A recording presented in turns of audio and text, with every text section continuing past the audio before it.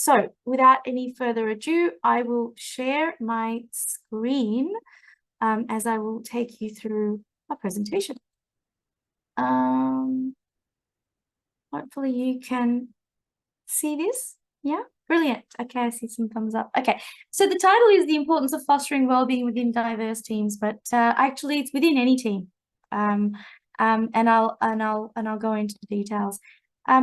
It's always good to sort of start with some of the facts, right? And one of the biggest facts right now is we're experiencing a great deal of uncertainty. There's a lot of stuff happening in the world. Macro, micro, financial markets. There's a lot of issues that different people are experiencing. And when you look at some of the stats, what you see is that 81% of workers have experienced burnout or some kind of mental health crisis. And that is over the last 2 years. So that's a really large percentage. But if you kind of think about the different kind of people that you may know, it won't be so strange when you think about this stat, right? You'll know of people that have experienced this, and hopefully it's not yourself. You add to that the fact that 1 in 3 workers are actively looking for a new job. In the Netherlands, this is true. In the UK, this is true. The stat is similar in the US.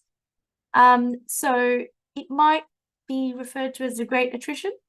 But what's happened is following COVID, people are coming to realize, what am I doing with my life? Why am I doing this? Is this worth it? So questions are being asked. And what all of that means is managing teams is also getting harder. It means, you know, with the rise of COVID, we're seeing hybrid and remote work take off.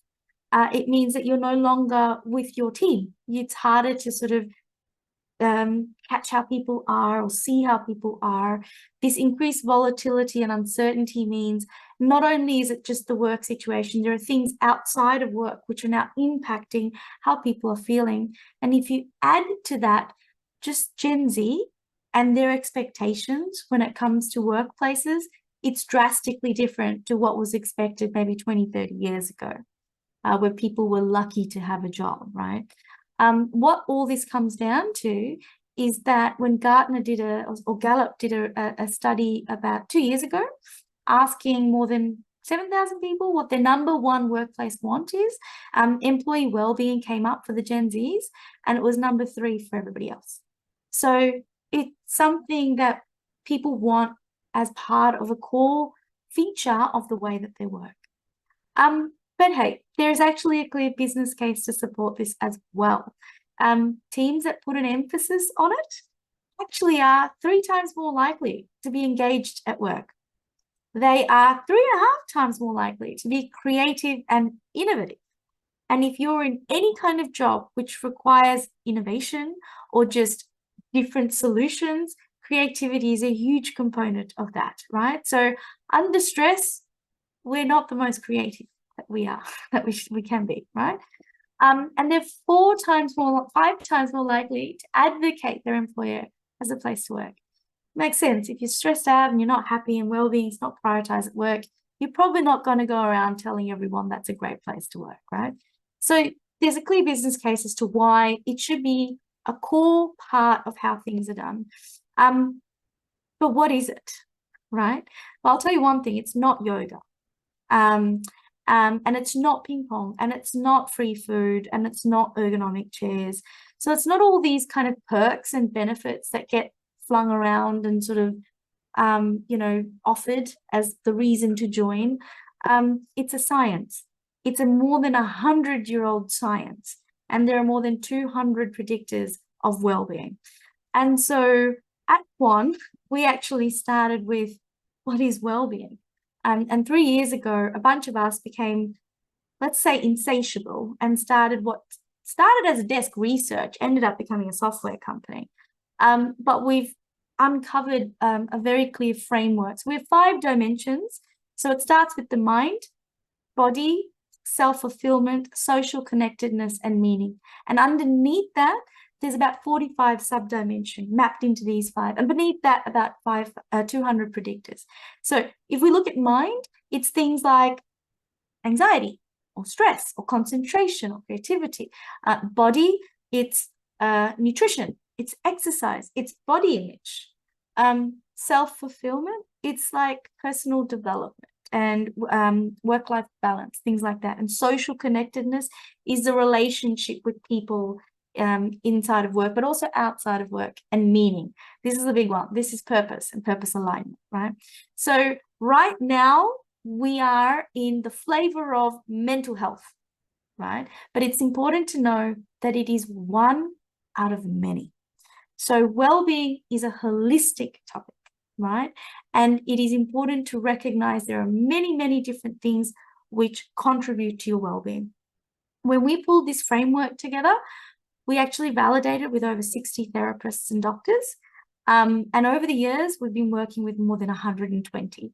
And now we've just signed a collaboration with King's College UK to commence the scientific validation of the framework. So it's very, very important to realize that there is a science and every single thing can be mapped. Now, the thing is, though, when it comes to well-being, contrary to popular belief, it's not just about self-awareness and self-care, right? It's not just about giving people therapy or access to therapy. And this is something that we have seen happening in workplaces. They're recognizing mental health is important, and then they're saying, here's access to a therapy app. But if you look at the definition of burnout by the World Health Organization, it refers to something called work stress.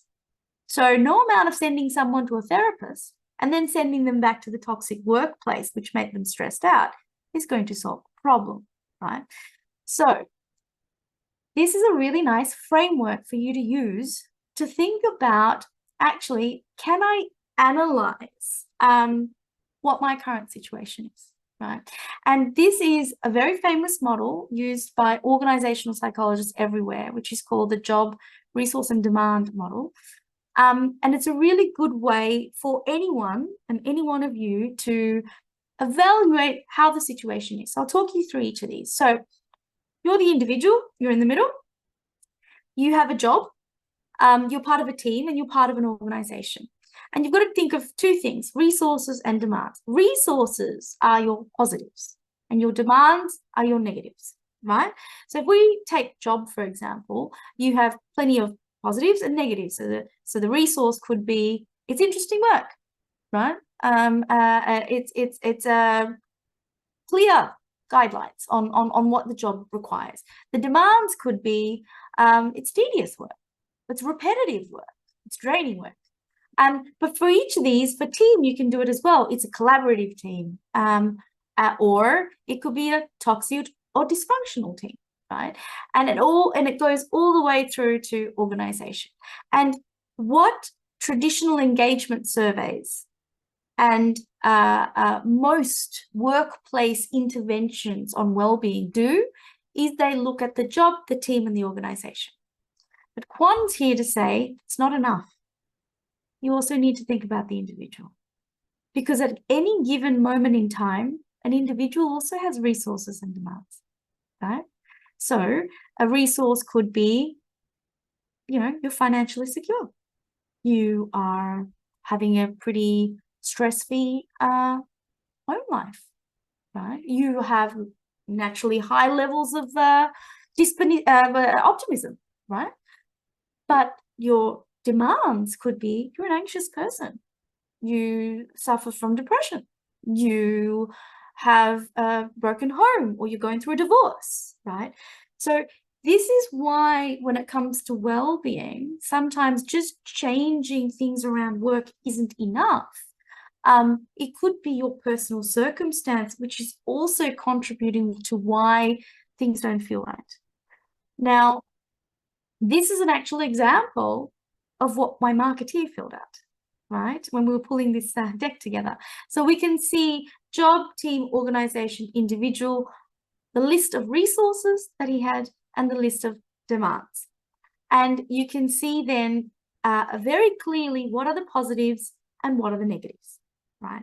Now, when you do this, you're able to see this really useful chart where it basically says that if demands are high and resources are low, your team members are more likely to experience great levels of stress. And you're likely to see high absenteeism and high employee turnover, right? So this is the reason why it's really, really important to be able, at any given moment in time, to know where your talent or your greatest, majority of your team sit. This will explain a lot. And here's what the best performing teams are actually doing, because most of my research has been around what are those breakthrough performers doing, right? One thing is they're seeking diversity. And by seeking diversity, it means they recognize that having the same type of people solving a problem might not be the best. They want to have diverse backgrounds, diverse experiences, diverse skill sets coming to the table, right? But they also recognize that simply hiring for diversity is not enough. You must then create a psychologically safe environment so that those diverse backgrounds can actually speak up and contribute. And don't take my word for it. Please look up the research of Amy Edmondson, who researched the topic of psychological safety. Well, she coined the term psychological safety, but she also researched what creates breakthrough performance. And what she found was that teams that are homogeneous tend to just be the better performers. But the breakthrough performance was by the diverse teams that also had psychological safety, right? They're the ones who are actively encouraging the different thoughts, to share learnings, to move quickly. And so this left-hand side of this slide is extremely important if you're trying to create a high performance culture. It's not just hiring diversity, it's also creating an environment where these people that you've brought in are able to speak up. And then next to that, it is promoting healthy workloads, right? Because if you then get this amazing diverse team that have an environment to speak up and they can do their best work, but you overload them, or they overload themselves, it starts to become, they're not doing their best work, right? It starts to go into that area of burnout where it's not the lazy ones that burn out, it's the ones that are highly engaged, right? And then they spend time on recovery and they actively promote it. So I come from a long time in corporate and they love to talk about athletes, right? There's such a great, every chance we get, we talk about athletes, breakthrough performance, high performance. What we don't talk about is that athletes typically spend 10% of their time performing and 90% of their time recovering. That's the truth. And in workplaces, most of the time, we do 95% time performing, and maybe if you're lucky, 5% of the time recovering. But actually, when you don't recover, you're not actually able to perform at your best. So promoting recovery is critically important. And recovery is not sitting there and watching Netflix, right? Recovery is more when you're in a state of flow, when you're doing something to disconnect and get into a state of flow, whether it's meditation or painting or whatever it is that's important for you. This is also something that you should investigate. And this is the kind of things that the best performing teams do. And what Quan is built on is essentially teaching teams to do this continuously. I'm going to take you through what our platform does, especially because we will be making it available for one team to use it. So essentially what we're looking at is a platform to measure and manage team well-being in a continuous fashion. So it's very simple. The first thing is we have an assessment. It takes about 8 minutes to complete, and it goes through that entire framework that I mentioned, right? And once the teams have completed this, we're able to see an aggregated and anonymized view highlighting across the teams or within a team what are the strengths and what are what we call the growth opportunities, right? But giving data is one thing. What we want is to teach the team how to manage it. So what Quan also does is we guide the teams on rituals to improve their way of working, right? And the teams do this every quarter. So it takes 8 minutes for an assessment and 1.5 hours for their team retro. And we have now introduced program managers to help them through this. But what the result is that the teams working with the platform and undertaking this exercise are seeing improvements within 12 weeks, 10 to 70%, with indicators such as a decrease in stress and burnout or an increase in work-life balance. And Anna is a founder, a small team of, I think, 12. And we identified stress was an issue. We implemented a new planning software to help us prioritize. And our level of stress and anxiety at work subsequently dropped by 40%. The next quarter, it was a different topic. I think it was nutrition. So they worked on the way that they were eating and had meal plans, and then that improved. And so all you're doing is, by teaching the teams to have this discussion every quarter, is you're essentially creating a habit.